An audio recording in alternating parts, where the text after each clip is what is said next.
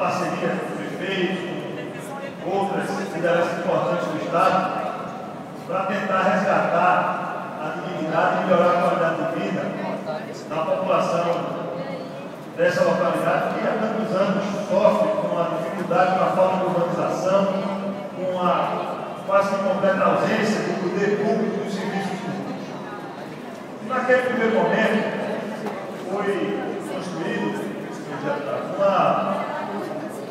um pacto de construção de habitações.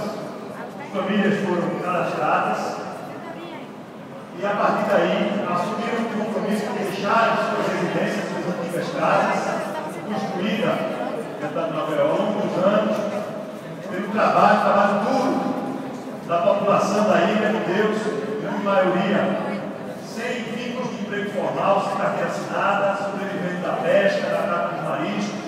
A gente sabe da dificuldade das pessoas que moram naquela localidade. Nesse primeiro momento, quando foram acertadas as aplicações, eu acho que ficou pela própria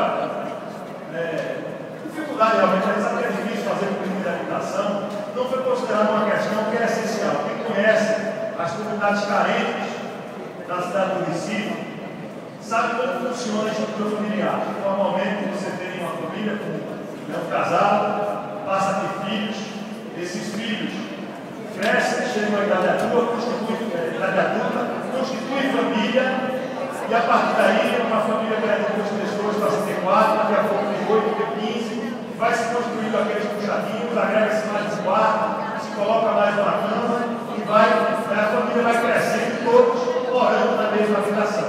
Isso é o que acontece na Ilha de Deus, isso é o que acontece em qualquer comunidade carente em nossa cidade.